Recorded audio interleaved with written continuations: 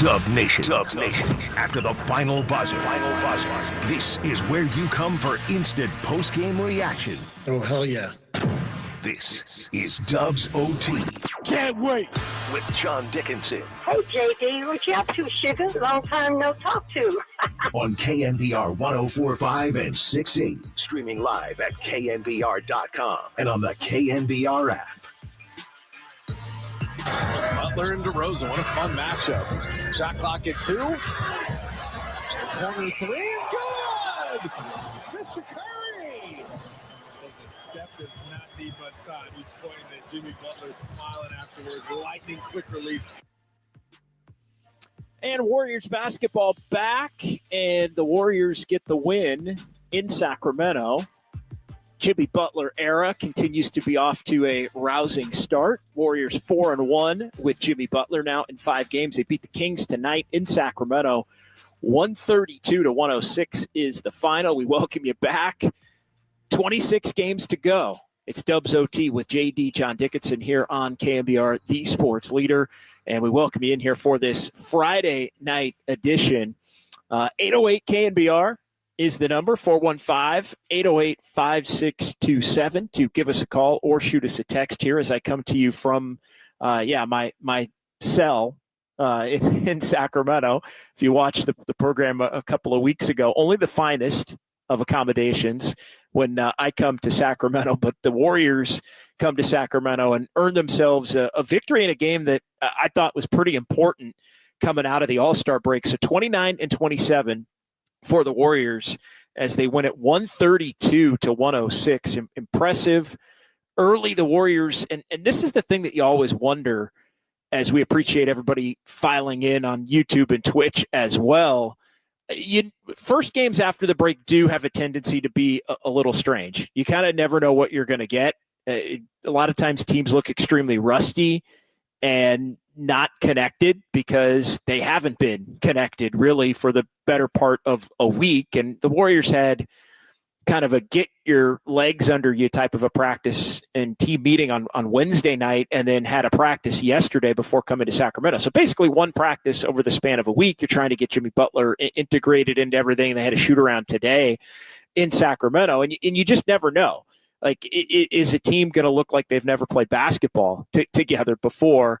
The other thing that I was wondering was just with the Warriors having this renewed belief in themselves that's come with the Jimmy Butler acquisition and Steph and Draymond, could there have the potential to be let down in terms of, this team almost feeling like they've got this thing in the bag against some opponents? I mean, Draymond had said, there are certain games where he looks at the matchup and looks at the opponents, and now he feels like for the first time in a long time that they can just win the game, that they're just going to, like, tonight we're going to win, right? Draymond's words on that. And I feel like tonight had the potential, and look, we've discussed a lot over the last year. Warriors beat the Kings for the first time since November of 2023. So you go back, the final 2 matchups head-to-head last year, the play-in tournament game where the Kings smoked the Warriors. They won the first 2 games back in January. Warriors were a little shorthanded. And this has been a very difficult matchup. But with De'Aaron Fox gone, as much of a pain in the ass as he's been to the Warriors over the last couple of seasons, with the addition of Jimmy Butler, I could have seen, believe it or not, the Warriors, and this would not have been very smart on their end, given the fact that the Kings have had their number over the course of the last year. But I could have seen the Warriors almost looking at this game as a game where, hey, this is the new Warriors, this is the new Kings, and this new Warrior, we're better than those guys. I could see the Warriors in their mind thinking, we're better than these guys, and feel like you can show up and not necessarily put in the effort that it requires to get a win. Now, Warriors do that, shame on them, because they've lost so many games this season with big leads. And so you just wondered, I think first and foremost, at least I did, would the Warriors come out with the focus, effort, and intensity required to put themselves in position to win this game? And they did it immediately. They did it in this game. Taking advantage of the hustle game for the most part was their early offensive rebounds were there early in the game. They withstood a hot Sacramento start. The Warriors were dominating the game, and the Kings were ahead because the Kings started 4 for 5 from 3. And you're thinking, oh, is this going to be one of those games? Because the Kings, even without Fox, still have the ability to light it up. And one thing that I think was paramount, and we saw this, and I asked Steve Kerr about it pregame tonight here in Sacramento. I asked him about the last matchup because the Kings had just gone at Stephen Curry with relentless double teams and blitzing and taking the ball out of his hands. And the Warriors absolutely, and Steve echoed this in the pregame press conference. I said, you guys kind of got what you wanted against them. Got a lot of wide open threes, got a lot of layups, and just were doing whatever. And Kerr basically agreed and said, yeah, they were giving it to them, getting whatever they wanted. And then the turnovers caught up with them in the third quarter. And because the Kings are such a prolific offensive team, and the Warriors at that point, especially the prior iteration of them, just didn't have enough offense to be able to keep up with that firepower over the course of a 48-minute game. So the turnovers ultimately do the Warriors in. But so much of playing against Sacramento is poise and not taking bad shots and not having careless turnovers, which fuel their momentum and allow them to get on a heater offensively. And the Kings defense, mentioned this on Twitter a little bit earlier, the Kings defense before the break, post-trade here, even though they'd been winning, their defense has devolved back to really the worst of the worst that it's been over the last 3 seasons. And that's saying something because at times it's been historically bad. Layup line, wide open threes for any team that's patient enough to move the ball and make them work. And the Warriors were getting a lot of that action early, moving the ball, making them work. Warriors were defending, I thought, at a much higher level. And the other part of this, too, is individual matchups. Thought about this a little bit during the end of the game. You look at the individual matchups and say what you want. The Kings did what they had to do with De'Aaron Fox and that whole situation. Don't want to make this statement about them. But from a head-to-head matchup standpoint, the Kings without De'Aaron Fox running up their back every other play for easy twos makes them a lot easier for the Warriors to defend. Just not having to deal with his speed and quickness. Now you're a much more connected, motivated team defensively, tougher team defensively with Jimmy Butler in the fold. And the Kings can still get hot, can still score. DeRozan can do his thing. Sabonis can do his thing, but it's much more plotting. And I think that played into the Warriors' hands. But they were really working, I thought, tonight defensively. Missed layups both ways. That looked like a couple of teams that hadn't played in over a week. I mean, really, the Warriors probably should have been up more. It was hard to decide. It was hard to decide, honestly, at the end of the first quarter. Warriors up 31-28.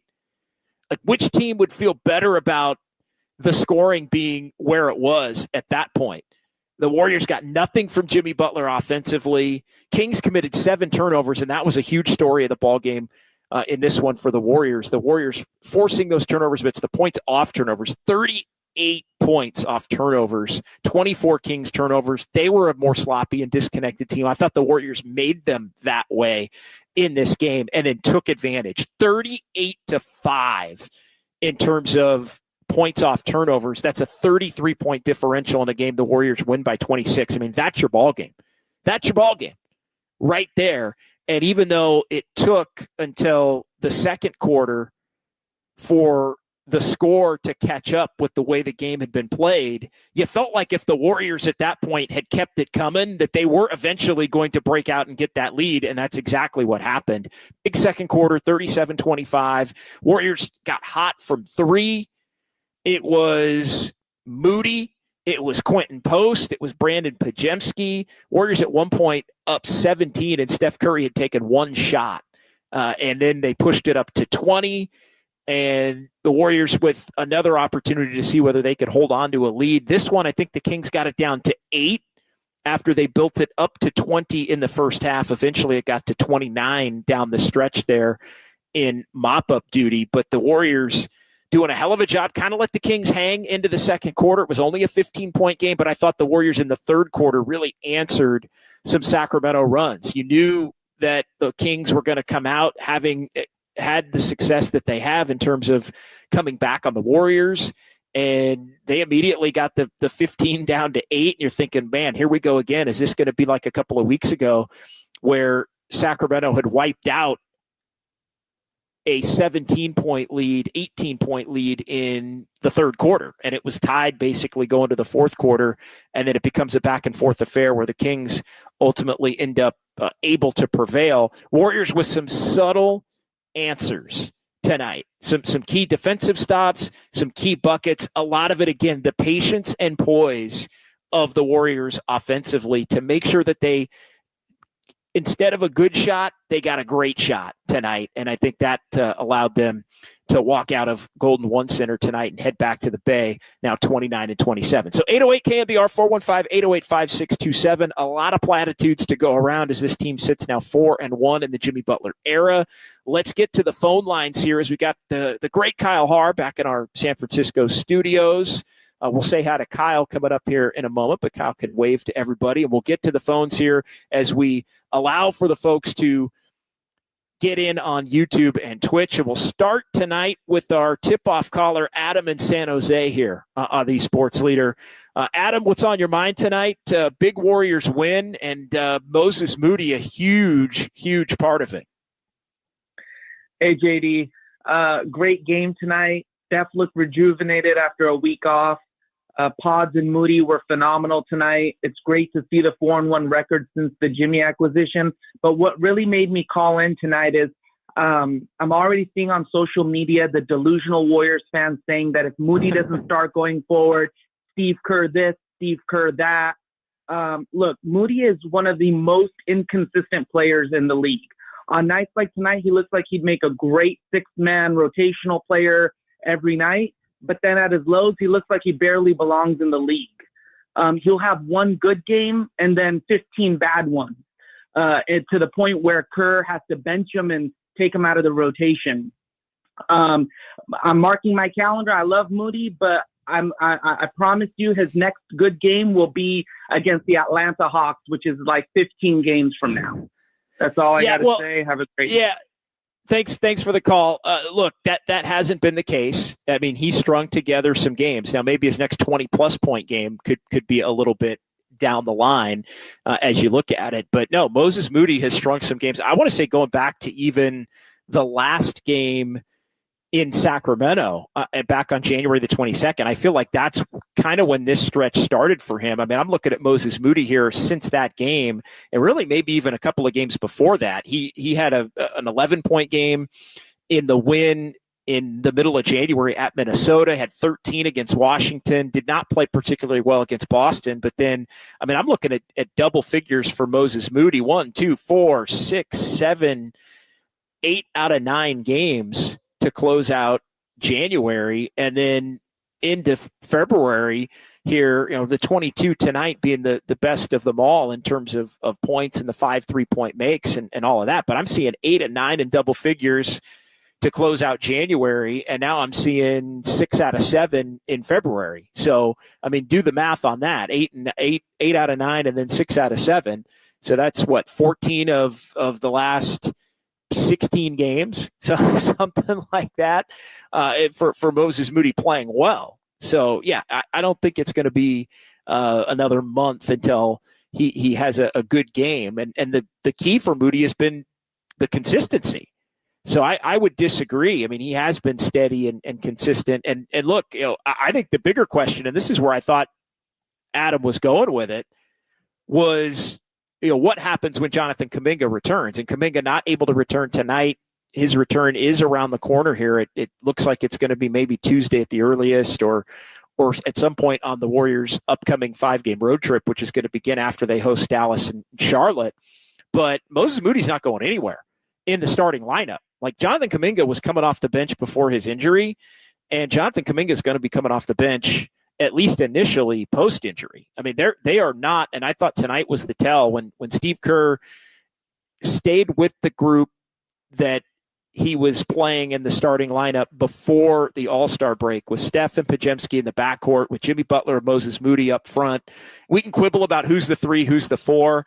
When Butler's out there with Moody, I kind of feel like Moody's the 3 and Butler's the 4, but either way, Moody basically playing the 4 with Draymond at center, that group has found something. They have found, they have played well collectively together. Moody, I think, having really 4 other creators. Everybody else on the court is more of a creator than you've got Steph Curry out there. You've got Jimmy Butler out there. You've got Draymond, who can keep it moving to create for others. You've got Pajemski, who's a connector. Like, in a lot of ways, for Moody, that's the best possible scenario for him, because he doesn't have to be putting the ball on the deck. He can kind of catch and shoot, get to his spots, defend and hustle and look to rebound and do those things, but have the offensive game plan not have to revolve around him creating. It's really the beauty of having another handler and creator in the mix now, that you can get the ball in his hands in Jimmy Butler. So I think Moody, I'm not saying that's going to be the starting lineup between now and the end of the regular season, but it is definitely going to continue to be the starting lineup. And the only 2 things that are going to change it are injury, I think, at this point, to one of those guys, or if they feel like there's a certain matchup where they want to give Draymond a little bit of a rest and not start him at the center. But tonight would have been one of those nights. We've seen the Warriors use Looney against Domantas Sabonis, and they didn't do it tonight. So, they figured out ways with Quentin Post. And by the way, Quentin Post, how big was Quentin Post in that second quarter with the 3 3-point makes, 3-3. He was a plus 21 in the game tonight, and Quentin Post played 13 minutes.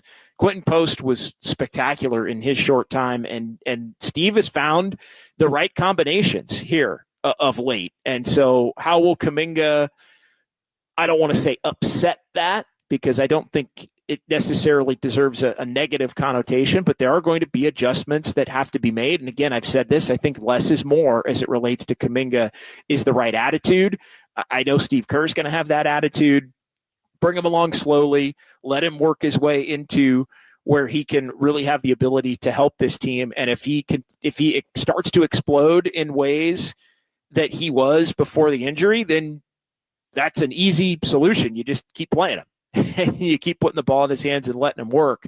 So I think the Warriors are in a nice position winning in this lead up to Jonathan Kuminga's return, because I think it helps kind of keep some of the hysteria about, the demand over his ability to have this dramatic impact on the offense. It kind of tables a little bit of that. He can get in where he fits in. And I think the Warriors as a team have always been better when he's more of a get in when you fit in, as opposed to a guy that they're really looking to let cook. Drew Down and Tracy, 808 KNBR, 415-808-5627. What's going on, Drew Down? How are you, my friend? Good to speak with you here on this Friday night. What's up, JD? Yeah, shout out Wet Blanket Adam in San Jose with that tip-off call, man. My stat of the night, like you said, 38-5 points off turnovers. Usually we're on the wrong end of that stat, so I thought the Kings were super sloppy and the Warriors took advantage. So that was a huge stat.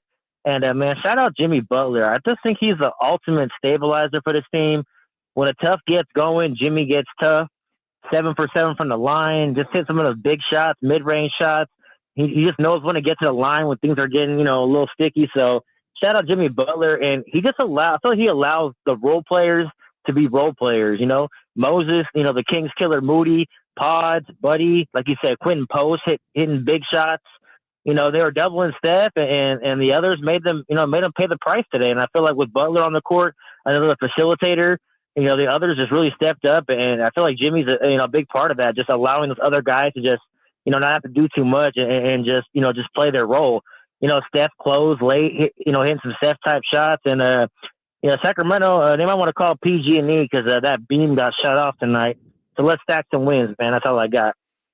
Yeah, no, and I think, the Warriors to not be at the 500 mark, we've gone through it, Kyle. We'll bring in Kyle Harr. We've gone through it a bunch of different times from 18-18 on. 18-18, 19-19, 20-20, for the first time since they were 18-16. So you got to go back 24 games on the schedule. The Warriors now 2 games over 500. They're not exactly 500 at the end of a 2-game span, and they passed the Kings tonight in the standings. In doing so, we'll kind of reset the standings and look at everything that's going on here between now and 11 o'clock on Dubs OT.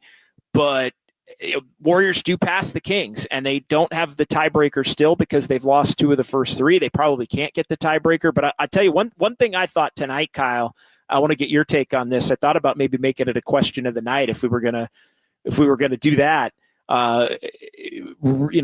Resurrect the question of the night here on Dubs OT. But I was thinking about this as the game was winding down. Warriors now 29-27. Couple of games at home before they go back out on the road. The Kings are 28-28, so they came into this game tied. Was tonight the last time the Warriors are beneath the Kings in the standings this season? Because they have to not be tied because they don't have the tiebreaker.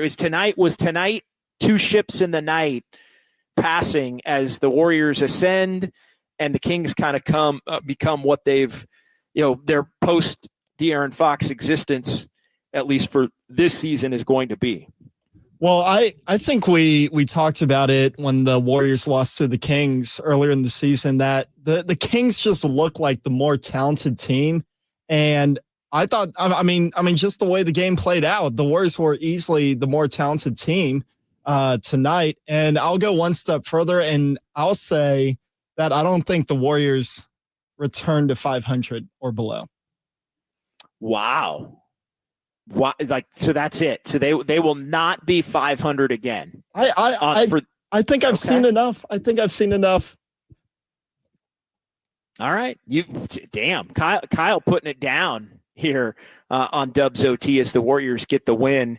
132-108, I guess was the final. I had a premature box score. So they go around, they hand the box score out.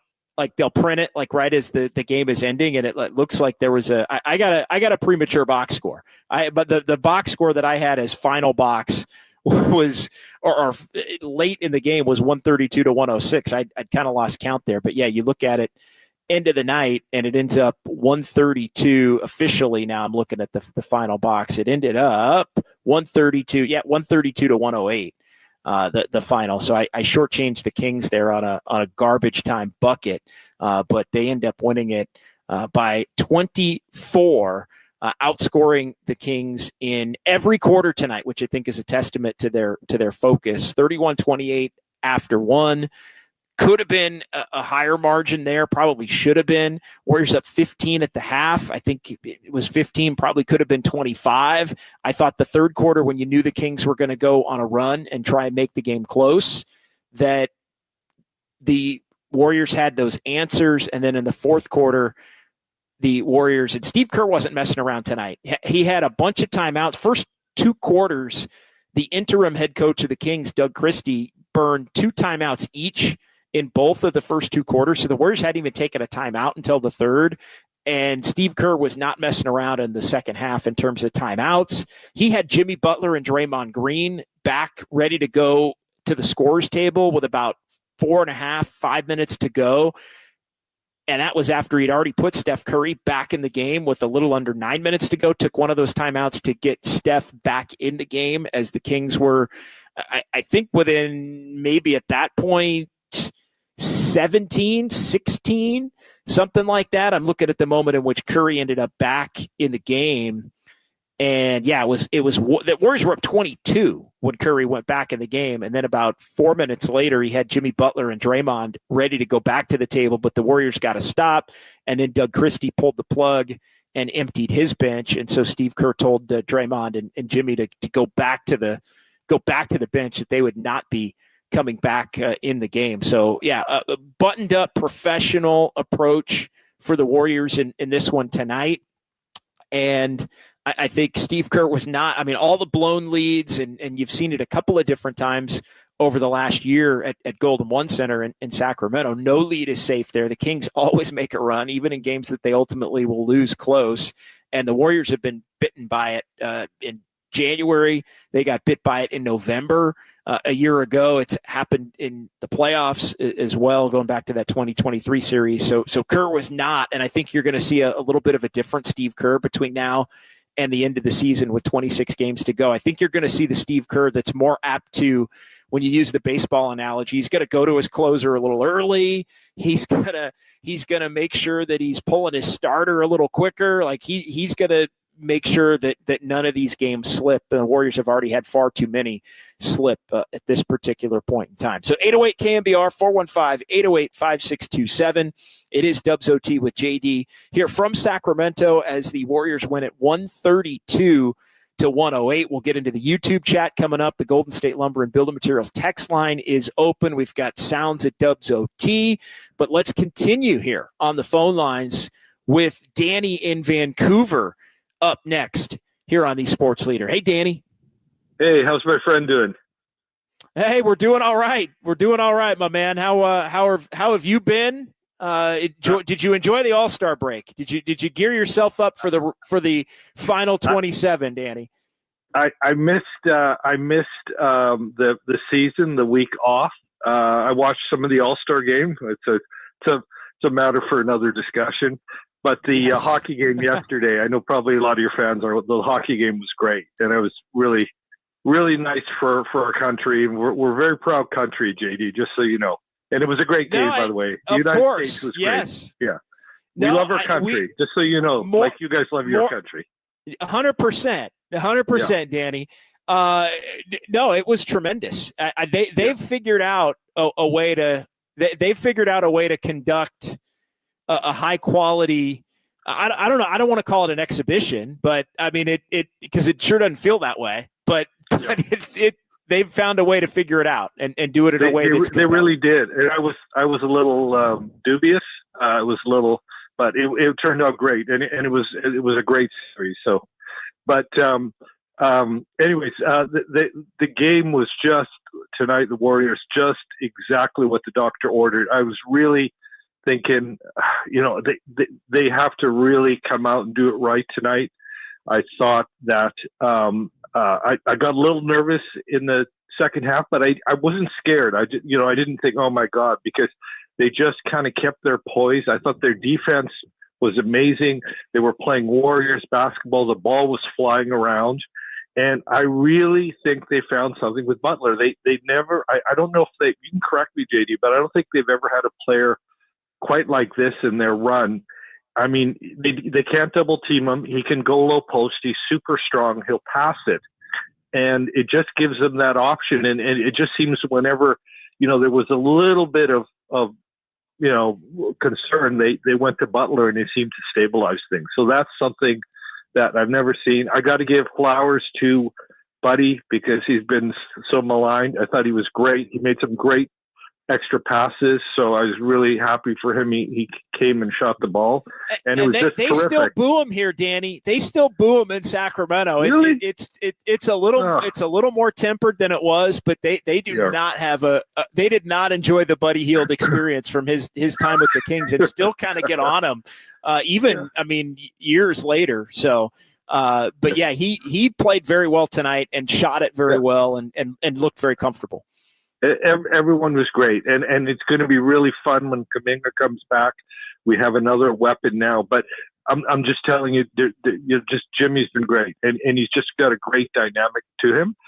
Last point I wanted to add, JD, is I really appreciate your comments, your Twitter comments during the game, because sometimes it's like I was thinking, oh my God, they missed the layups and all these layups, and then you're right away, it's missed layup heaven or something like that. So I really appreciate the ongoing commentary.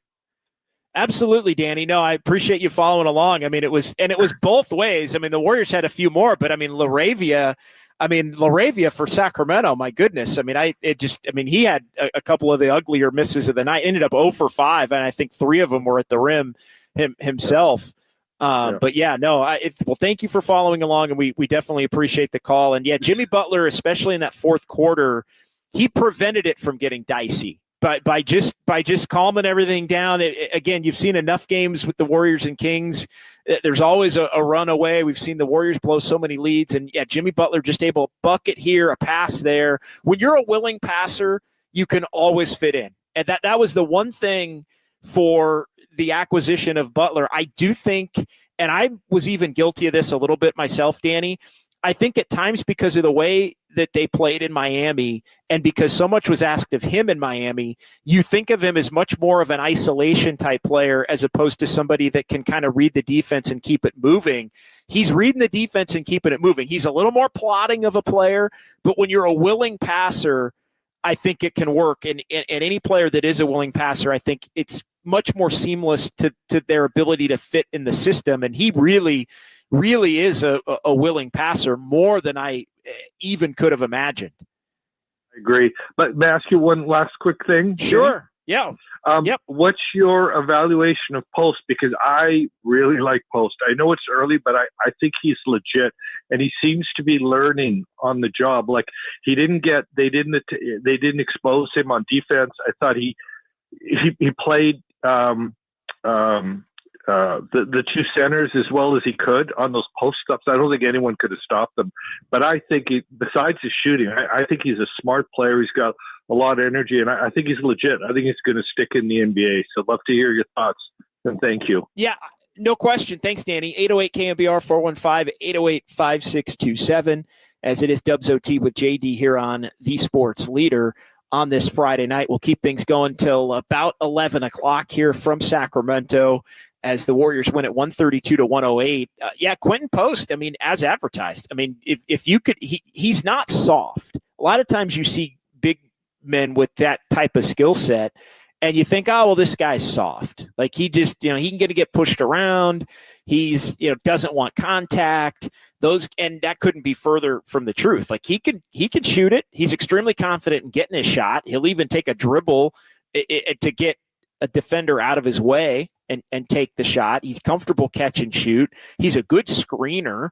And again, he battled Sabonis at times. He battled Valanciunas at times.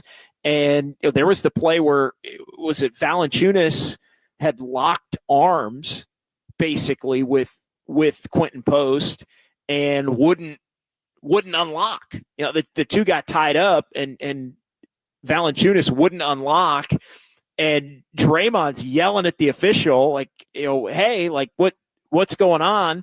And everybody in the building thought Draymond picked up a tech because he was so demonstrative toward the official. And they actually gave Valanciunas the tech for not basically releasing within an appropriate enough amount of time. And I thought, but the unwillingness to back down to somebody, and Valanciunas, let's be honest, I mean, a lot of his game is to intimidate. A lot of his game is to come in and lean on that rookie and watch him fold, right? And so he wasn't going to fold. And I thought the Warriors tonight did a nice job on Sabonis too, believe it or not. I mean, we've seen Sabonis really hurt the Warriors. I mean, he ended up 14 and 9. So he darn near had a triple double, but he was just much less impactful on the game. And again, I think the Kings are a little different. They still score, but the way they do it without having Fox get them those easy ones, I think at least in this head-to-head matchup it makes them a much more comfortable cover than for the Warriors.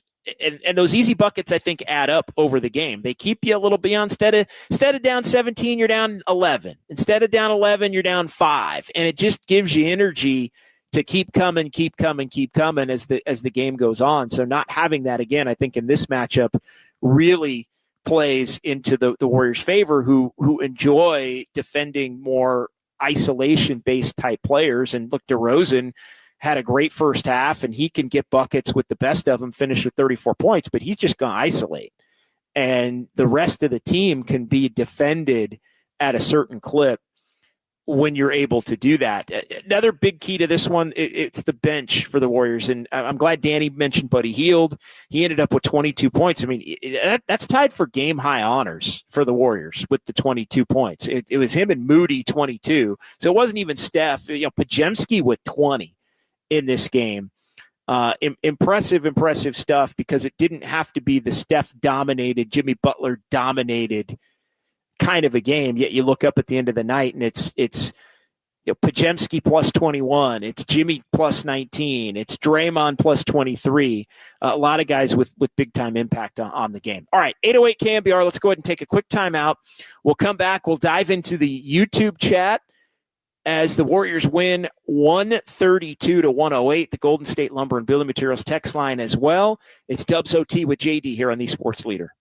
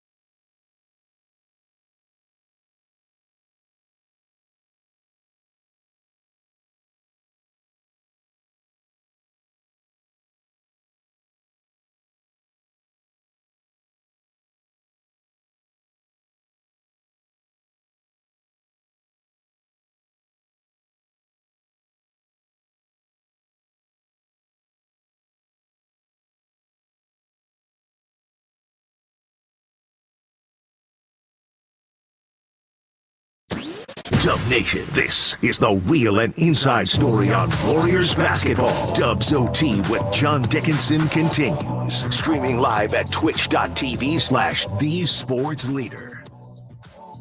Keegan Murray, Draymond, weak side help.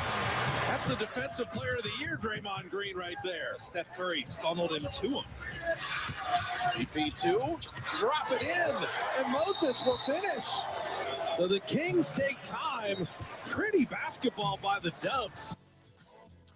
Yeah, defense turning into offense for the Warriors. That's the story of the night as the Warriors win at 132-108 in Sacramento. One of a couple of Draymond Green blocked shots in this one. Two of the Warriors' three block shots. Moses Moody with the other. Moody and Buddy Hield lead the Warriors in scoring, 22 points apiece, as the Warriors end up with 4 20-plus point scorers and another in double figures in Jimmy Butler, and the Warriors win it.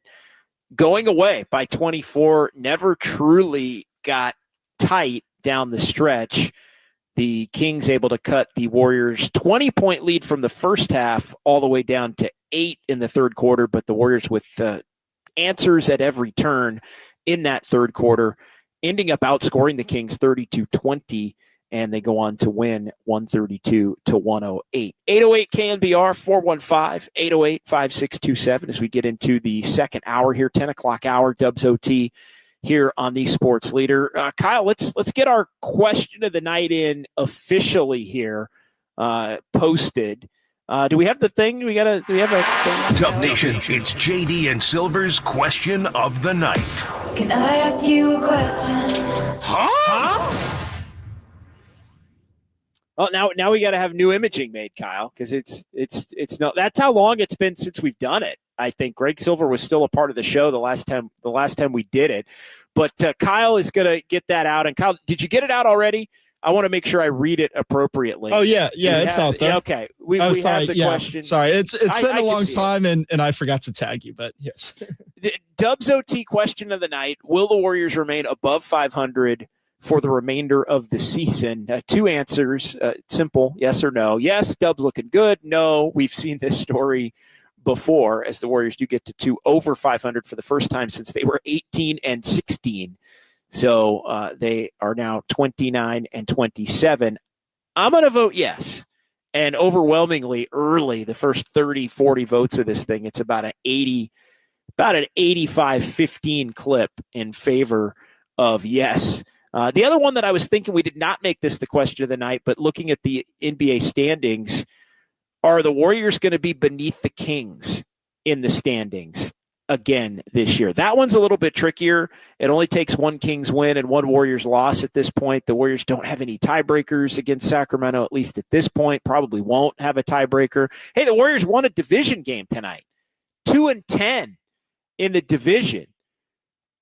The win tonight and the win over the Suns back at the end of December, the only 2 Warrior divisional wins. An 0-for against the Clippers, an 0-for against the Lakers, and they were an 0-for against the Kings this season until tonight. But the Warriors able to get the job done and prevail there. I think it's interesting. A couple of teams going in opposite directions. Kings have Charlotte on Monday. That's their next game. Warriors have Charlotte on Tuesday.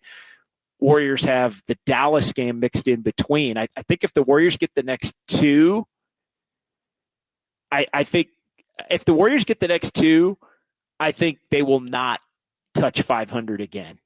That I will say. If they can, if they do, it's going to be the next couple. And of course, a lot of different things can happen as far as injuries and all of that. So 808 KNBR 415-808-5627. The Golden State Lumber and Building Materials text line is open. Let's get into the YouTube chat here. And great to see so many of the regulars here on the YouTube chat as we get this thing going and ramped up. Rich Ray, Jimmy still trying to get acclimated at 4-1. He could score 50 if he needs to. Don't sleep on him. Yeah, he doesn't really look like he's got his shot right now.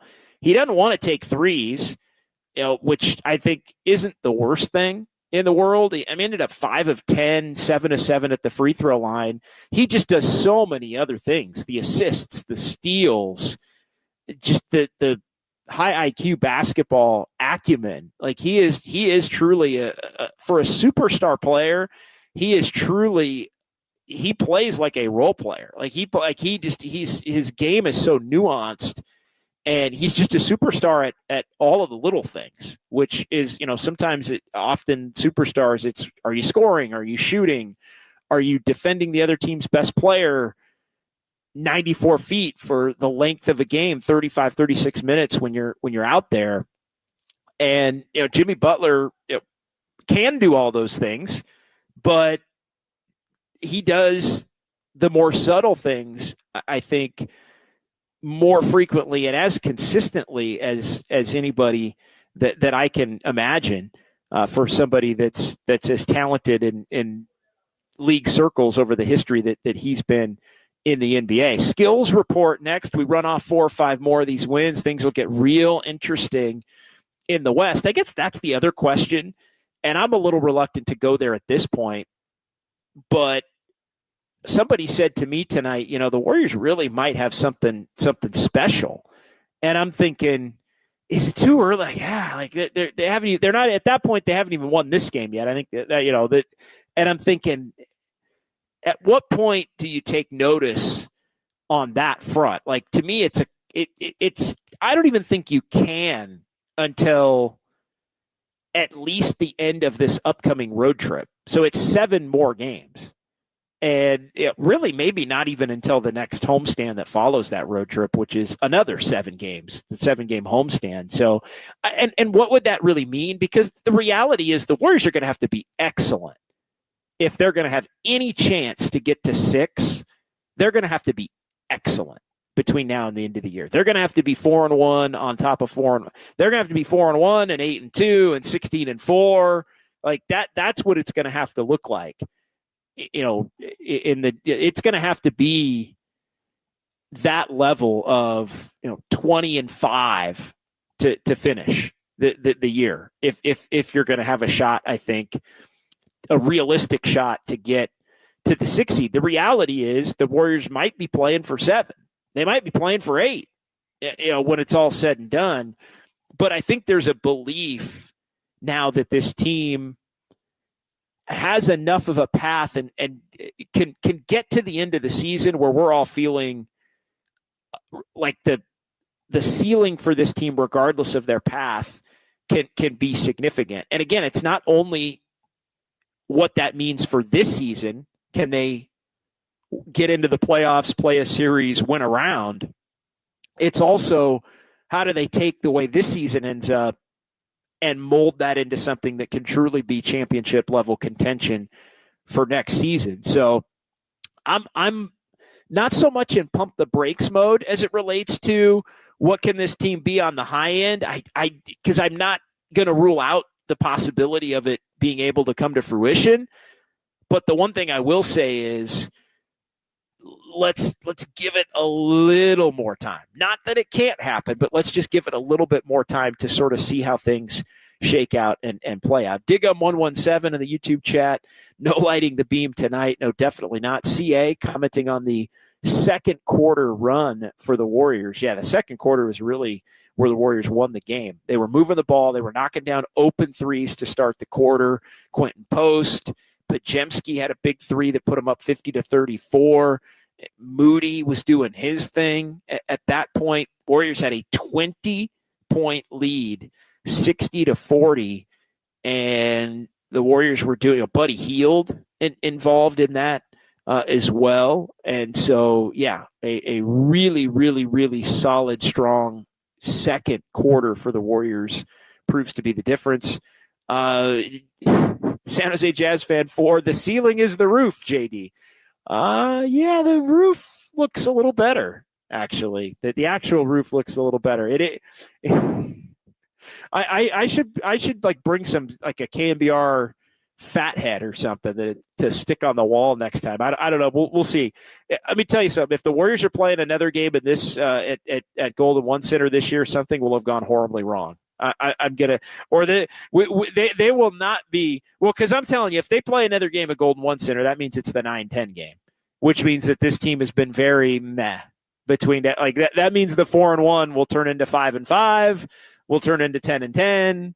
Will turn into barely getting to the point where you're playing in a play-in game.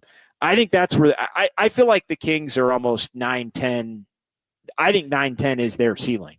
I think maybe I'm not even going to say 10, but I think 9 or 10 is their ceiling.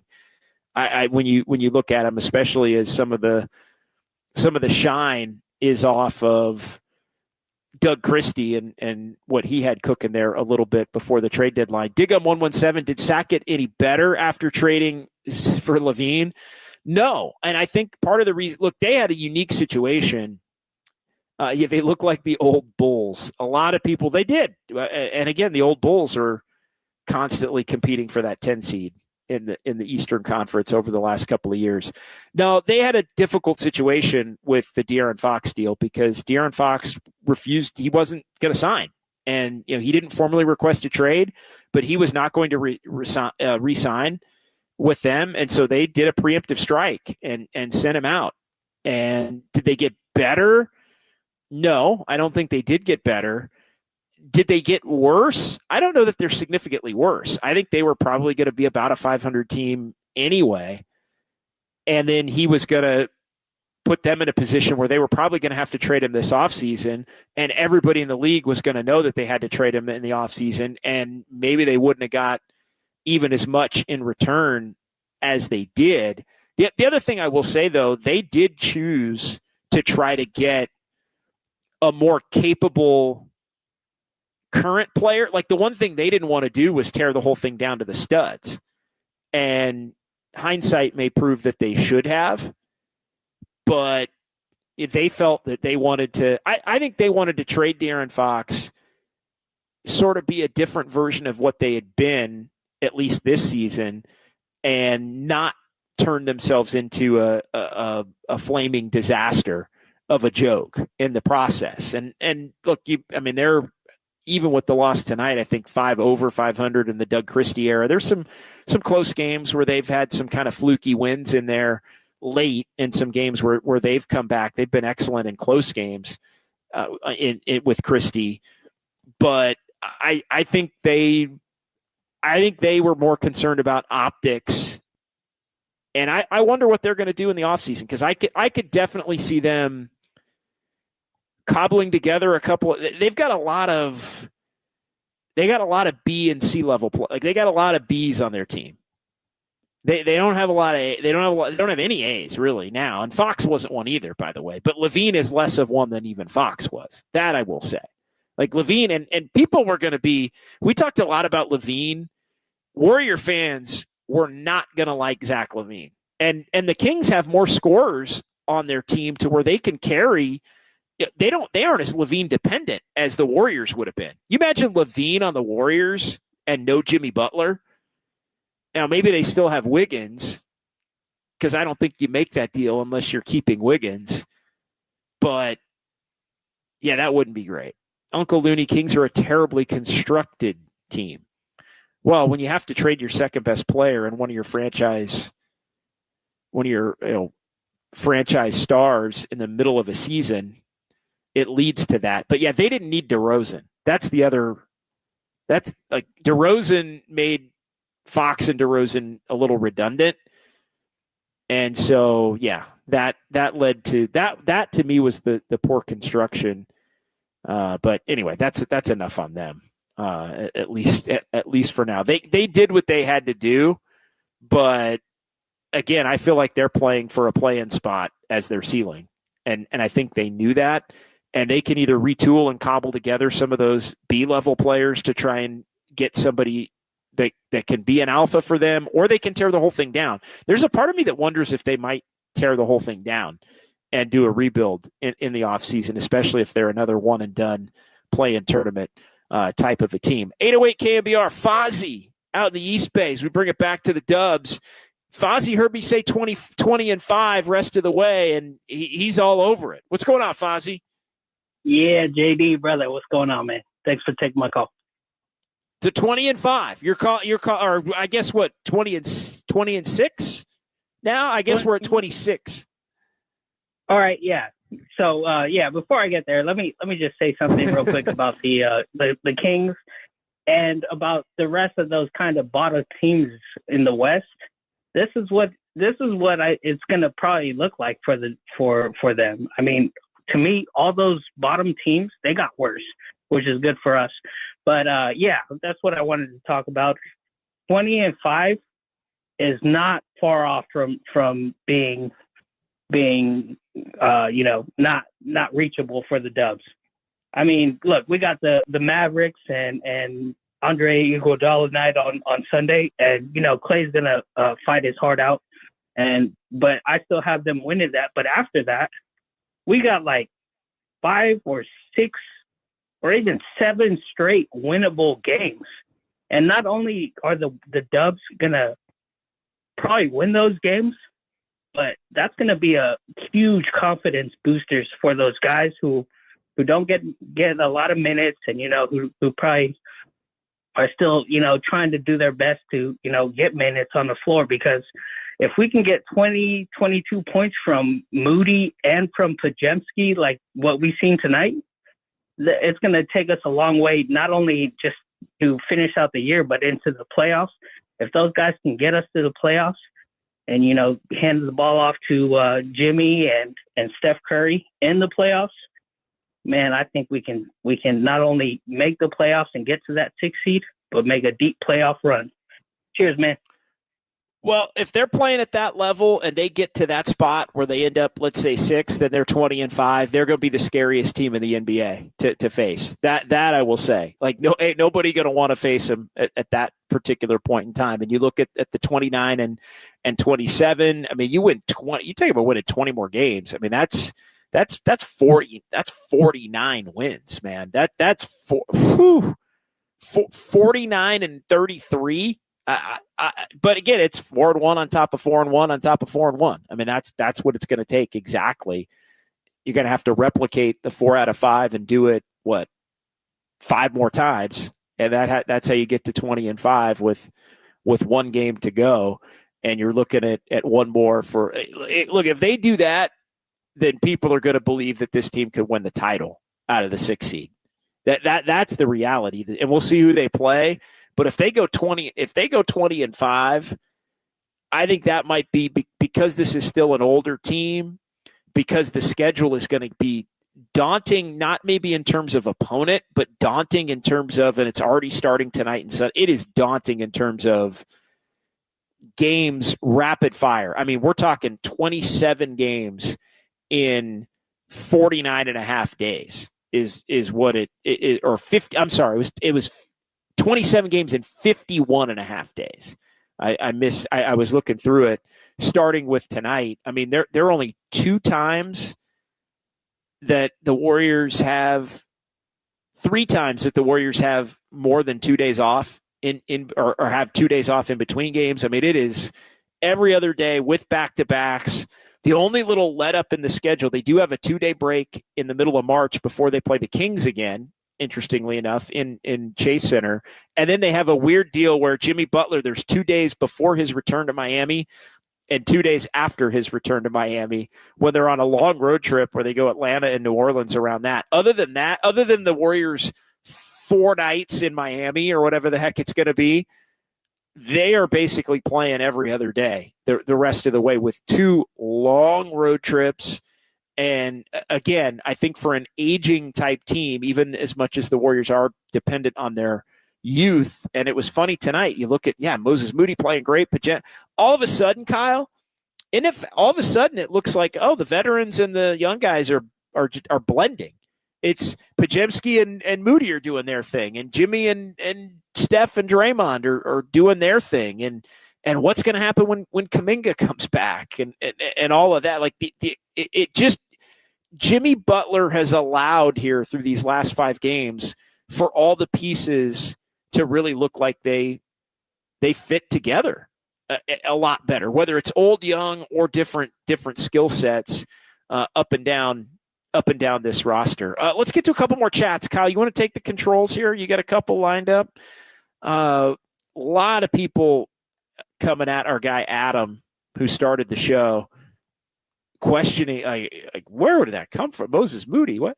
Digum 117, too early for this kind of talk. The Warriors have had wins that make us think they are back just to lose a stinker. Yeah, I mean, Charlotte beat the Lakers last night, and they're picking on Luka late in the game, going at him because he can't defend. And that's Charlotte. Not saying the Warriors are going to lose that. But that is one thing also that I will say that could derail this thing for the Warriors a little bit before it starts. I could see the Warriors being a little more of the belief that they've got some of these games in the bag, and they don't bring that focus and intensity that they did tonight. That the slog of how far can you get down before you truly have to lock in and come back? When older teams do that, they get bit a lot. And so it's that let a team have a great first half because you're kind of going through the motions and you know you can come back in the second half, and then you don't quite come back in the second half, and you end up taking an L that you know, and injuries and all of those things. So I'm not out. 20-5 seems, or 20-6, I guess, seems a little high. Jason Mishler, 20-6, wishful thinking, but I think they'll be able to do it if they somehow don't reach the point of serious fatigue. My answer to that would be, how can they not reach the point of serious fatigue and keep everybody healthy along the way? I think it's that's a third of the season. That's 12-3 twice, basically, as well. It's the 12-3 start that they got off to, and then you have to look to try and do it all over again. For an older team, I think that's going to be incredibly difficult down the stretch of this season. So we'll have to see how it ultimately shakes up. Joe Schmo, Warriors need to catch lightning in a bottle to have a chance this year. Yeah, chance at a title, I would agree with. A Hall of Fame guy has a turn back the clock moment, or a bench piece steps it up and balls out. So there you go. I think it's a tall ask that they end up winning a title this year. That's Drew Butler, by the way, our buddy Drew Down. Where are the Pods haters at? Yeah, Pods has been really good. He's been really, really, really, really, really good. And he fits, and we talked about it. He has allowed Buddy Hield to take on a lesser role. By the way, Buddy shot it well tonight. He played 26 minutes. But he doesn't shoot it well. He can play 15 minutes. And I think it's a little bit easier to do when he's coming off the bench. And Podziemski just fits so well. I've always liked Podziemski with Curry in the backcourt, but he fits really well with Jimmy Butler. He's not trying to do too much. He's making the easy play. He brings other intangibles to the court. Like, he is a high IQ, just smart player, willing to defend. He fits extremely well with the rest of those guys, and he rebounds a little bit, which helps. Enter the Draymond. Pods haters gone. Yeah, Podziemski's been tremendous, and then we'll see what happens ultimately with Kuminga when Kuminga comes back. And again, I think the less is more is probably the best thing for Kuminga, and I know the Warriors are going to have that approach, and he can work his way back in. Like, to me, in small doses, at least initially, it only helps the Warriors to add somebody as talented as Kuminga back into the mix. You just can't have the expectations be that he's going to drop 18 to 20 a night, because I don't think that's what it's going to be. I think it's going to be more in the 10 to 14 a night type of a range. And if he can do that efficiently and he can defend, and it's more 25 minutes than 35 minutes, I think it's going to work. But right now, it will be a nice lift, because there are a lot of nights where, Kuminga's the kind of guy that, if we're looking at how do they get to 20-6, Kuminga is actually the kind of player that on a lot of those nights where some of the other guys don't have it, if he does have it as a younger player that's willing and desiring to score, he can keep them afloat in some of those games against some of those teams, assuming he works his way back into a little bit more of a rhythm. So I think the slow build is key. He gets his confidence back, he gets into a flow, and then he's allowed to expand his wings and expand his game as the season goes on. I think the key is that they also don't need Kuminga to give them 20 points a night. Like, they have that luxury now that they didn't earlier in the season. And with the ascension of Moses Moody and Moody playing well at the 4, I think it's great to have Kuminga ease your way into it, find your groove, and I really think he could be an X factor later in the season. Rebel to Sounds Warriors had 40 assists, 40 rebounds, 20 made threes, and 50 points in the paint. Yeah, all big time numbers. 20 of 43 for the Warriors. Moody played great. Being able to play the 3 of 4 allows him to switch with Jimmy. It's huge. Yeah, those two together have been a revelation. I mean, it really is. And who would have thought that Moody playing the 4 because Draymond and Kuminga were out would lead to this opportunity now to be playing with Jimmy Butler on the front line as a starter. And the Warriors have never, we've talked about it a lot, never really viewed him as a 2. I know a lot of Warrior fans are like, play him at the 2, Buddy, Pajemski, he's better than both those guys.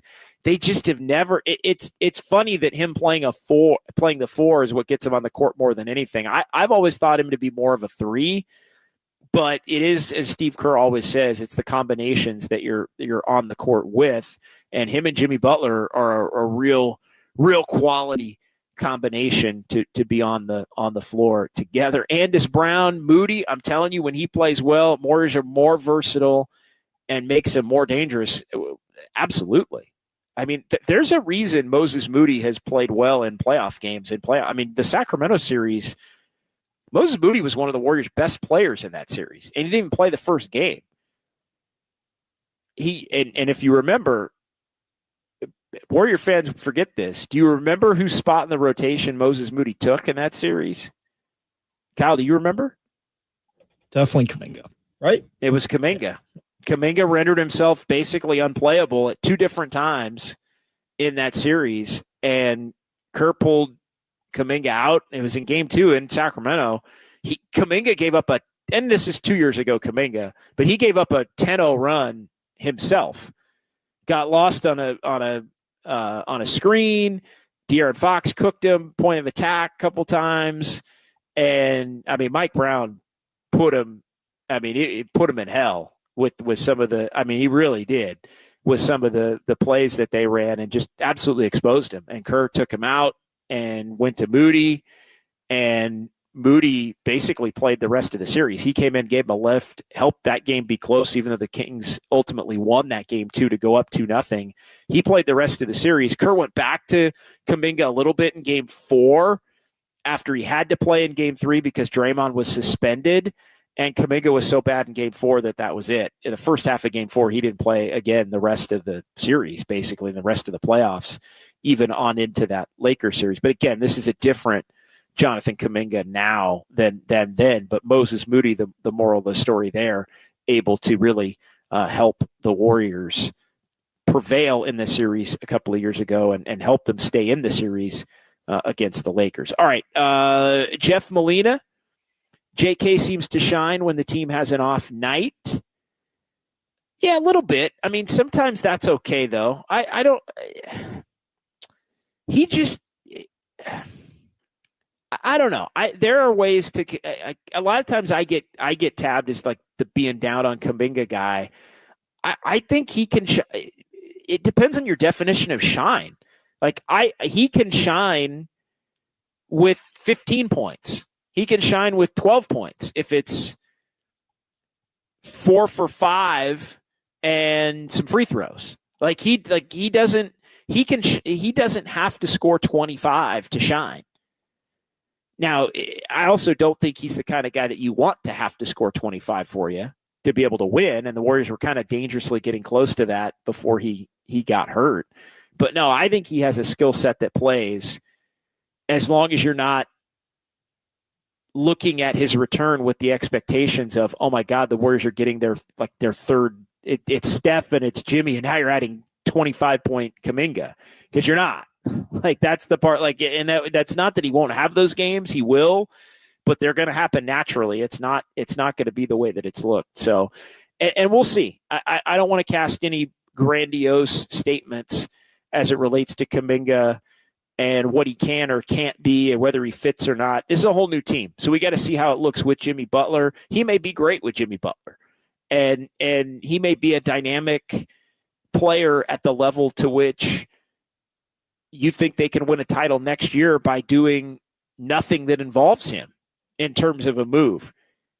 There also may come a point, and it's not a conversation for tonight, but there also may come a point where the Warriors have to look at how their season ends and what Kuminga provides between now and the end of the year, and they make the determination as to whether or not him becoming a trade piece for another player that can help them be a championship contending team next year is worth it or not.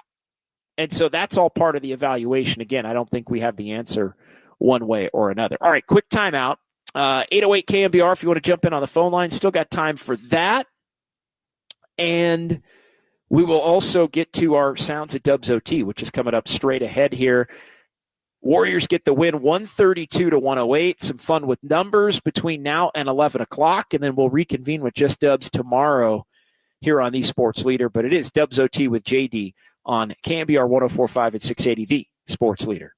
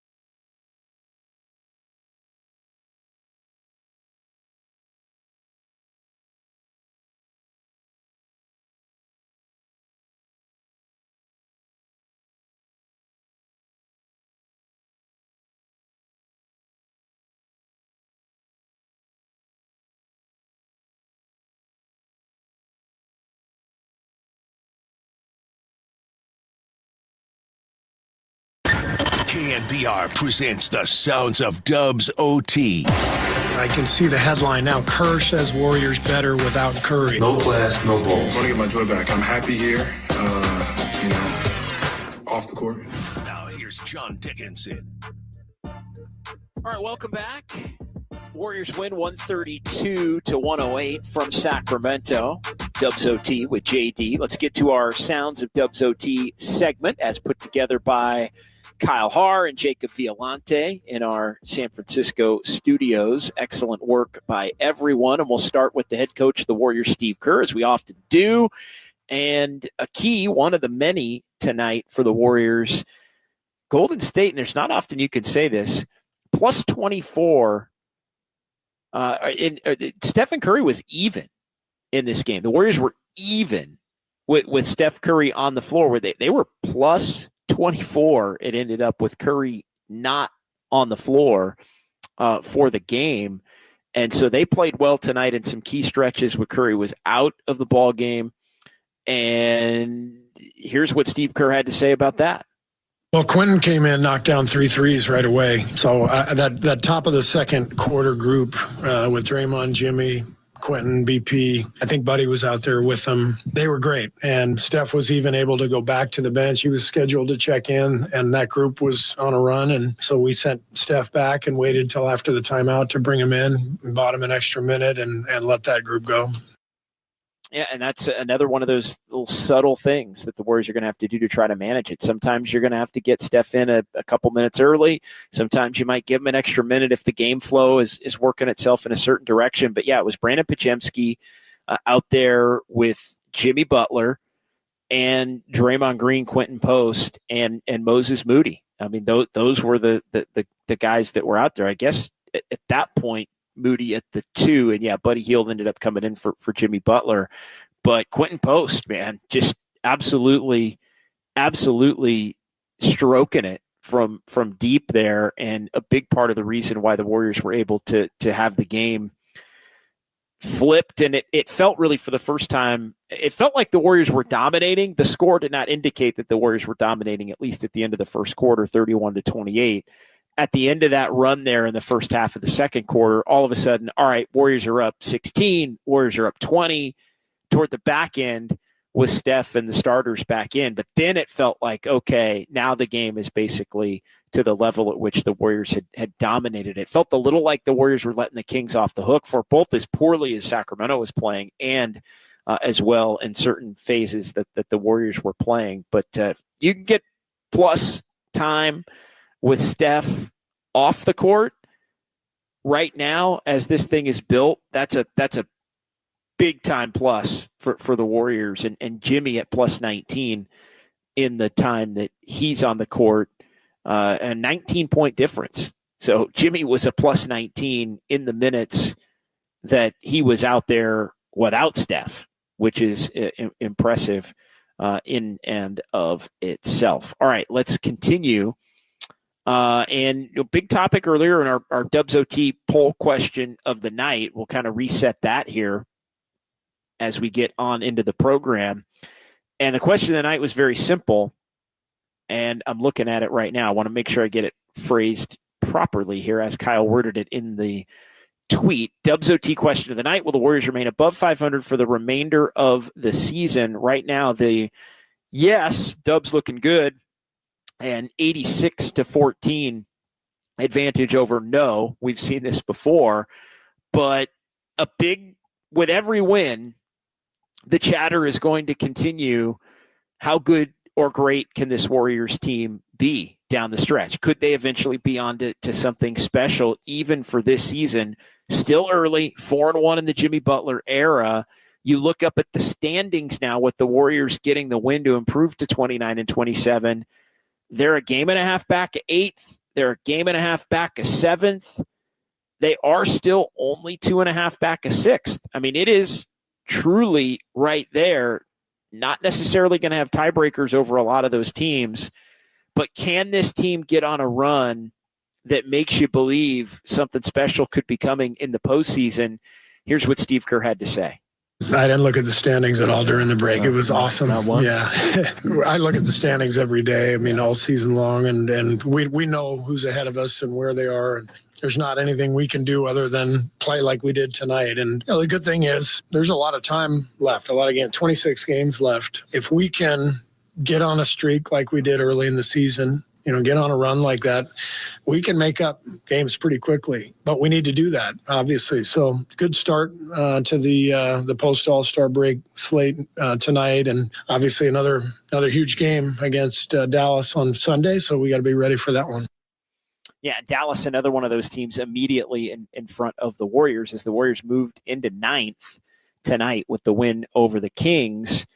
Kings still a game and a half clear of 11th right now. And the Spurs shutting Victor Wembanyama down due to injury for the remainder of the season. Spurs got beat again tonight, and so they're 6 under 500 now and 12th in the West. But the Warriors a game and a half back of Dallas. You win that one, you even the season series, which gives you a shot at the tiebreaker based on conference record.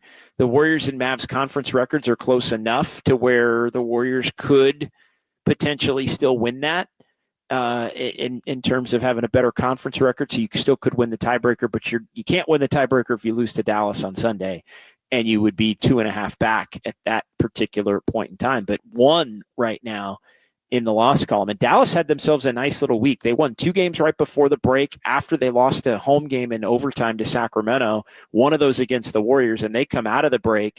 And you look at what Dallas, they won tonight, took advantage of playing the Pelicans. Warriors gained ground on Minnesota, who got beat by Houston tonight, 121-115. And they separate, as we noted, from Sacramento now, 1 game above the Kings here with the 26 games to go. All right, let's continue from Steve Kerr. We move on to one of the heroes from this one tonight, Moses Moody, his 22 points.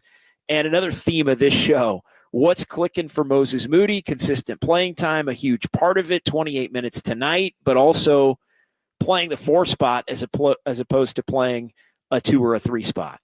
Yeah, that's what it is. We got to get rhythm, a good groove as a team going out. We know we got to put in the work we got to do over this last stretch, so we locked in. That's just the way that they got to put it on the stat sheet. But, we everybody do everything on this team. I do the same thing as when I was the 2. So, it's positionless basketball. All right, so kind of downplaying it there in terms of what it means. With Moody, I'm kind of more in the same with that. Like, is he the 2? Is he the 3? Is he the 4? Again, they don't really play him at the 2, although he was, I guess, technically the 2 with that group that started the second quarter when he's out. It's determined by who you're out there with, but it is interchangeable in terms of where guys are in the court. I mean, you might be a 4 on offense and you might be a 1 on defense. And we've talked about that. I mean, Jonathan Kuminga might be that type of player. So it is fluid, and it is more fluid in the Warriors system specifically. But based on it's more slotting a player at a position based on the other combinations of players that are out there with that particular player. So I think that's more a part of it and where it relates to Moody than anything. If you're out there with Pajemski and Quentin Post and Draymond Green and Jimmy Butler, then you're more of the 2.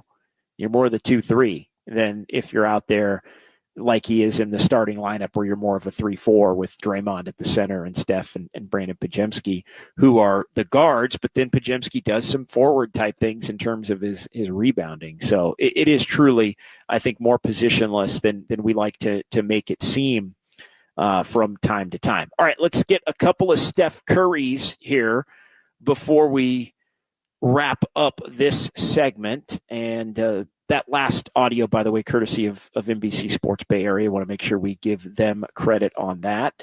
And let's hear a little bit from Steph, now 5 games in, addressing everything that Jimmy Butler continues to bring to the table. From first game, certain possessions where he might not have something going and he can create a shot for himself or somebody else. He's always under control. He sees the floor so well. I don't know how many people understood how good of a passer he was. I know Coach talked about that after the first game, but he can get to his. He can take advantage of the space on the floor, usually makes the right play, and we're starting to figure out a good chemistry with him. So yeah, it's been a easy transition. Big time. And I think much more of an easy transition than anybody, again, could have anticipated. I think there was something to the Miami experience and watching him. It's similar in some ways to Steph having to try to carry the Warriors at the level that he's had to at different points. With Miami, it just seemed like even though they run similar systems, like it was always Jimmy trying to do the scoring. It was always Jimmy trying to do everything. And I think in some ways, at times, that coupled with the fact that things went awry between him and Pat Riley and the organization at a pretty significant level, I think it was miscast that Jimmy Butler was closer to being washed than he actually is. And I think we've seen in the last 5 games here, the first 5 with the Warriors, that's not the case. And actually, you put him with some higher level talent in terms of a guy he's playing with in Steph Curry, better than any player he's played with in his career. And all of a sudden, the game for him becomes a little bit more effortless. And then on top of that, you've got Moses Moody and Brandon Podziemski, who don't have to focus on being the number 2 option, as they often do on certain nights. And they're now the 3-4 option, 4-5 option, however it shakes out. And all of a sudden, they're flourishing with that pressure not on them as it was at the, go back to the beginning of the year when Podziemski was struggling, for crying out loud. It was, Podziemski's got to be the 2. And, even Buddy Hield, who is up and down and still might make some of the dumbest plays you've ever seen on a basketball court. Let's just keep it 100. And Buddy's been up and down in the game since Jimmy Butler has joined, but it feels less like Buddy Hield has to do this or that. You're just not so dependent. And Buddy, honestly, I think if you go through Buddy's games, good, bad, I want to say, I'm just doing this off the top of my head with tonight. I want to say it's 3 good, 2 bad of the 5.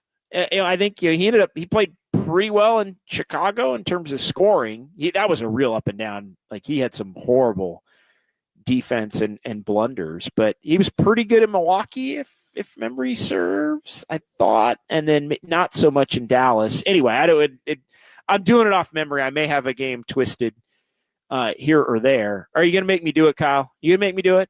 You going to make me? No, I was going to say that the Dallas one was probably the most obvious. Well, that one was bad. Yeah, that one was that one I remembered was bad. But no, you look at I had it was the Dallas and Houston. He was 2 for 14 in the Dallas and Houston games combined, 1 of 10 from 3. He had 5 points combined in the 2 games. So no, he 14 Chicago, 16 Milwaukee, the 2 bad ones, and then he was good tonight. So it's basically 3 of the 5 Jimmy Butler games, Buddy Hield's been good or solid enough to where he didn't kill you. All right, one more from Steph, and then we'll take a quick timeout. We'll do some chats and we'll do some fun with numbers on the other side here. We'll wrap this thing up momentarily. Let's hear the final Steph on this stretch being important for the Warriors here. This stretch is it this stretch coming up, Kyle? I want to make sure I'm this being the prime stretch for the playoff run. Is he talking about the whole? Okay. I think he's talking about these final 25-26 games. Okay. So here's Steph on the final 26. We have a 27-game playoff push. We finished before the break 3-1 with Jimmy on the squad, and the Houston game and tonight are huge. To keep momentum and then maintain it coming in to this first stretch out of the break. So you don't want to talk it up too much because every game is important. But from practice yesterday, shoot around this morning, we were pretty locked in. It was good energy, good understanding of what we needed to do to win this particular game, and now we got to do it again against a team that we lost to a week ago. So every game is important. Yeah, every game of the utmost importance right now for the Warriors. But again, they're engaged, Kyle. There's something to be said for the fact that they believe they can get on this run, which equally we could see that they knew they couldn't get on the run. They knew they didn't have it. Now they think it's worth fighting to see if we do have it, which is a big time change in just watchability, let alone everything else. Well, yeah, no, I think the confidence starts at the top, and I think you could see it from Curry and Draymond, and they exude confidence, and I think that trickles down into Pods and Moody and how they're succeeding, and even Buddy Hield and how he's succeeding. So I think, I think the acquisition with Jimmy Butler, they're like, okay, yeah, we can do this. And they've said it multiple times. Draymond has said it multiple times that they now believe that they can win any game. And I think it just trickles down from there. And I think that's the number one point above everything else. All right, final timeout. 808 KNBR, probably done with phone calls for the night. Warriors win 132-108. We're going to come back, final run through the chat. I see a lot of regulars, Estimated Eyes, and EB here, Rockin' New Era, Carlos Herrera, Dumpster Fire, Dan, Jimbo, San Jose Jazz Fan 4, Mike V, Max Lopez, Andis Brown in the house, Digum 117 with a couple we've already featured, KG chiming in, Jimbo. Appreciate everybody watching on YouTube and Twitch as always. Enrique Rivera. We'll get to a few more from the YouTube chat as the Warriors win 132-108. It's KNBR 104.5 and 680, the sports leader.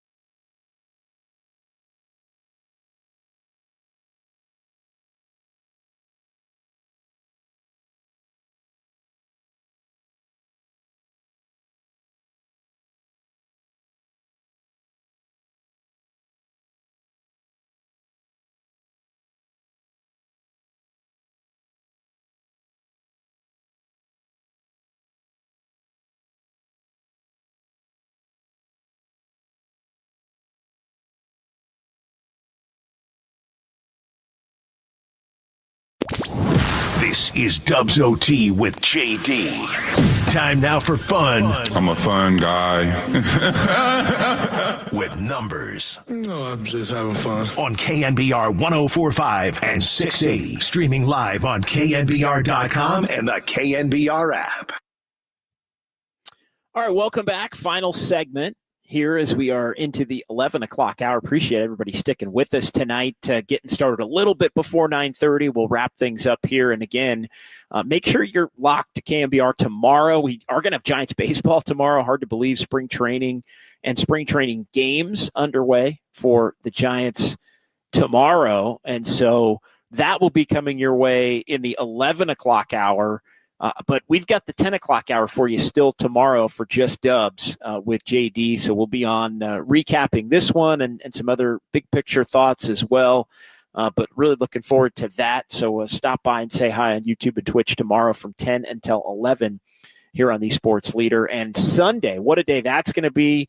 Again, Giants baseball kicking us over to YouTube only following the Warriors and the Mavs, but that means it's a Greg Silver day when it's YouTube only and it's home. So Greg Silver is going to join me at Harmonic Brewing in Thrive City after the game and then after the Andre Iguodala jersey retirement, which is coming up immediately after the game. So the game's going to end, and then there's like a 5-6 minute turn, and then they're going to do the Iguodala retirement ceremony after the game ends. So we're going to come on with Dubs OT from Harmonic after the jersey retirement ceremony. So we're going to start a little bit later on YouTube because we want to give Andre Iguodala his just due respect as his number 9 goes to the rafters inside Chase Center coming up on Sunday afternoon. And yeah, what a game with the Warriors and the Mavs.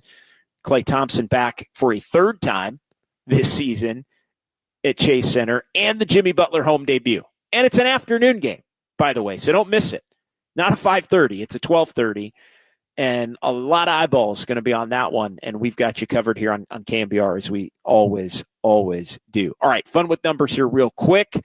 So many numbers tonight as the Warriors win just the second time in the division. Now 2-10 in the division. They beat the Kings. They are 29-27, 2 games over 500 for the first time since they were 18-16, improved to 14-14 on the road. 5-game losing streak ended, against Sacramento. Warriors now still trail the season series 2-1.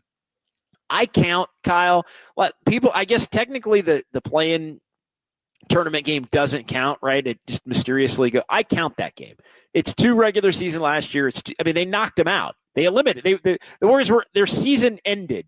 Like that game doesn't not exist. So I'm calling it it was a 5-game streak for the Kings over the Warriors, including that one. That was, I believe, the 3rd longest for any team against the Warriors currently. Can you name the other 2 real quick? Denver is 1. Oh, and the Clippers are the other. Did you have the Clippers? I didn't want to. Definitely not. I think I was going to say Lakers. I don't know. Yeah, why. Lakers is up there now. Lakers is close. I think Lakers might now be 5 also. And yeah, in addition to, but yeah, Denver I believe is 8, and the Warriors still play Denver 2 more times at Chase Center, and the Clippers is 6. The Clippers won the first 3 this year, the last 3 last year, 6, and then yeah, the Kings are 5. It's all the division teams as we learned last year, but or last segment. But the Warriors get one in this one against Sacramento and in the division. Warriors 12 for 12 at the free throw line tonight. The 40 assists, incredible. Second time this year they've had at least 40, and they had 41 back on January 2nd against Philadelphia. Second time this season the Warriors had 4 players scoring at least 20 points. The other time was the game against Dallas that the Warriors lost in Dallas, or at home against Dallas, rather. That was the game where the NBA record was broken for most threes combined in a game. That was Wiggins, along with Curry, Kuminga, and Draymond Green, all 20-plus in that one. Advantage Warriors 38-5 in points off turnovers. So the Warriors, with their most points off turnovers this season, you got to go all the way back to October 29th against the Pelicans, 34 in that one. Warriors season opponent high, 24 turnovers for the Kings tonight. Warriors now 5-1 when they score 130. Impressive there. And according to Elias, this was the 3rd time this season the Warriors made at least 5 3-pointers in a game. Wait, I want to make sure I'm getting that one right. Third time this season, 2 Warriors made at least 5 3-pointers in a game, and Steph Curry wasn't one of the 2 players. Fun little nugget there. Buddy Hield and Moses Moody, each with 5 3-pointers. You want to guess the last time? Second time. So how about this one? Second time this season, the Warriors had 2 players make 5 3-pointers in a game, and one of the players was not Steph Curry. The other time it happened, the last game in Sacramento, a month ago. It was Andrew Wiggins in that game and Buddy Hield in that game as well. So, yeah, Buddy and Moses Moody. Buddy played well in both of the games back in Sacramento. No revenge game, though, in January because the Warriors didn't get the win. But, yeah, Buddy led the Warriors along with Brandon Pajemski and Moses Moody, 22 apiece for Moody and for Buddy Hield. Pajemski had 21, 8th 20-point game of the year. Warriors are 11-1 when Buddy Hield scores at least 18 points. And the one game they lost was the night of the Jimmy Butler trade when they blew the lead at Utah. Moody and Steve Kerr said, hey, he's not changing the starting lineup if they keep playing well. Well, I remind you, and I'm going to say it every night until it fails, the Warriors are unbeaten with Moses Moody as a starter, 8-0 this season. So Moody's not the guy that's going anywhere as it relates to that starting lineup. And Jimmy Butler, 17 points in each of the first 5 games with the Warriors. And tonight he was 7 for 7 at the free throw line as well. Some other notes on Steph Curry since the trade deadline: 30.2 points per game, 5.2 assists per game, 5.5 3-pointers per game made, and a true shooting percentage of 61.4. Steph is cooking since the trade deadline. What's changed? And he just looks more energetic. Like, to the eye test, he just looks much, much more energetic. And so the Warriors get the win here by that 132-108 final. All right, let's get a few chats. It's yeah. What do we got, Kyle? Kyle's Clicks.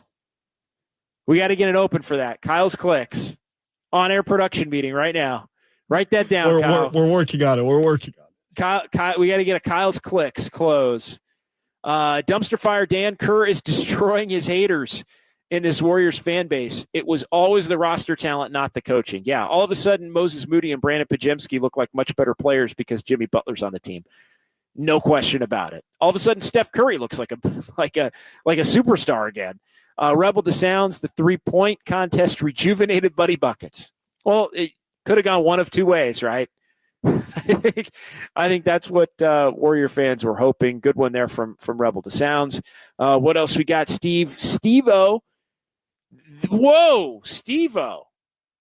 This team is superior to the 22 championship team? Steve-O. What? Really? Is it an edible or a smokable? Way too early for that. Way too early for that, Kyle. Jimbo, I'm getting vibes. Jimmy acquisition reminds me of Andre coming to the Warriors. Yeah, a few have made the Andre Iguodala comparison. I mean, Jimmy is just, he's Iguodala, but he's like the superstar version of Iguodala. Iguodala was never a superstar. He was an all-star one time. Iguodala was never the player Jimmy Butler has been in his career. Dorian, imagine the atmosphere of the playoffs at Chase. I was having this conversation with our buddy Austin because the crowd was revved up, as they always are here in Sacramento, right at tip-off. They were into it. By the end of the night, it was a lot of Warrior fans, more Warrior fans than I can remember at Golden One Center in the last couple of years, for sure.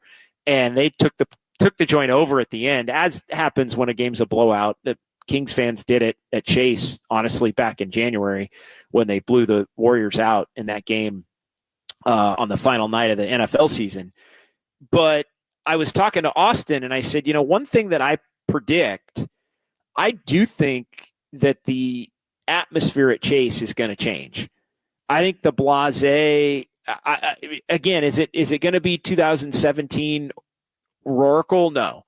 But I think Warrior fans have been just kind of, this team isn't very good. And, it is a little bit more of a you need to show them kind of a crowd to get them into the game rather than they're going to get the players into the game. That's all part of it too. I'm not diminishing any of that.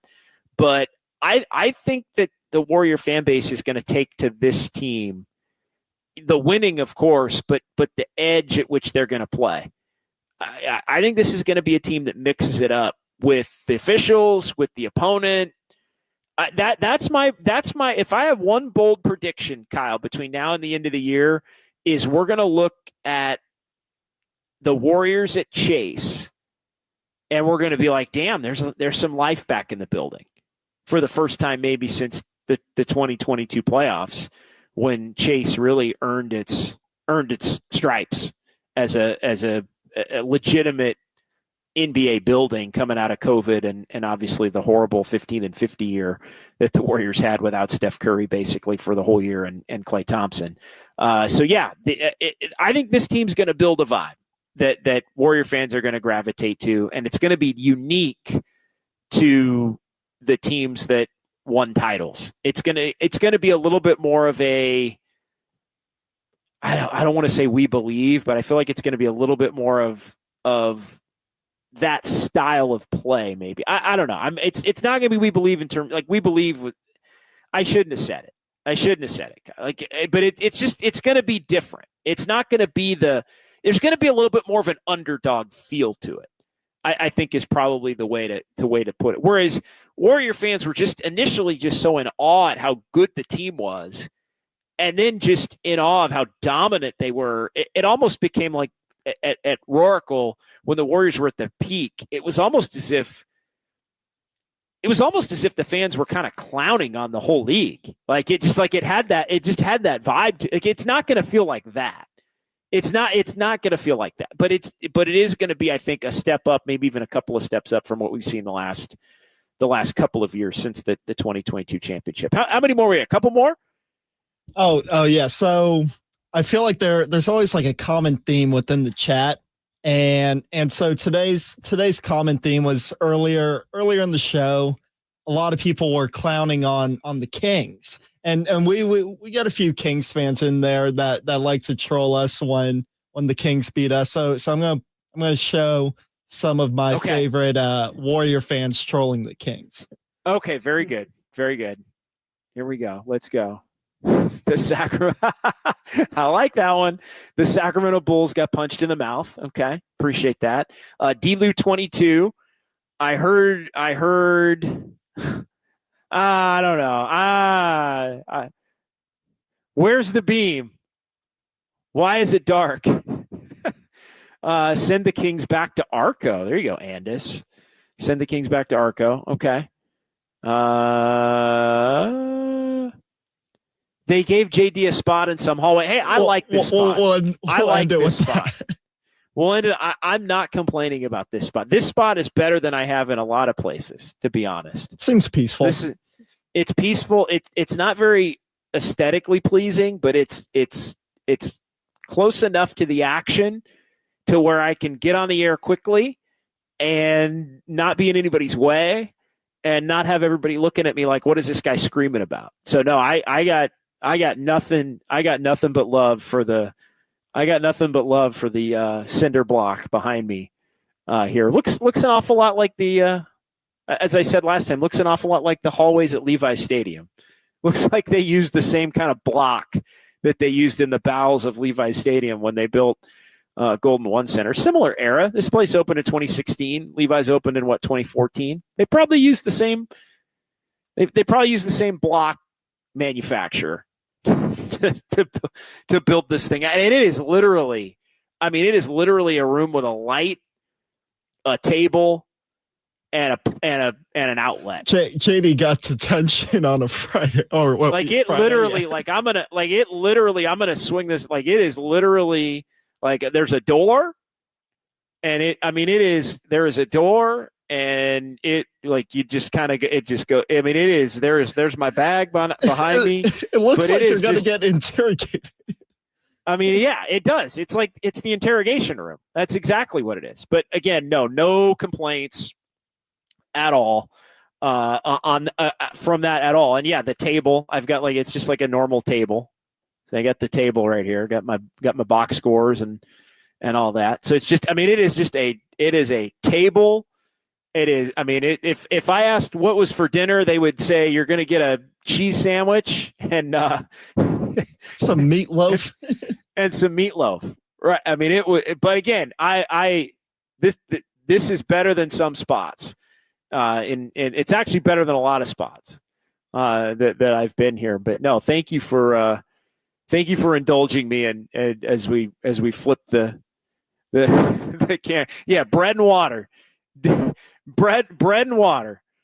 No, Drake is not here with me. Ian Johnson, Arco's still there. Arco is not. Arco, they tore Arco down. They actually tore Arco down, I think, 2 years ago. Jimbo, blink twice, JD, if you're being held against your will. Nope. All good. About to hop in the ride and cruise back to the bay. We are all good. All right. That's going to do it for us. Great show tonight to get back on KNBR following Warriors basketball. Kyle, thank you, my man. Well, are we talking to you tomorrow? Are you going to be, or is it Raph tomorrow? I'll be here tomorrow. Yeah. All right. Beautiful. We'll talk to Kyle tomorrow for Just Dubs.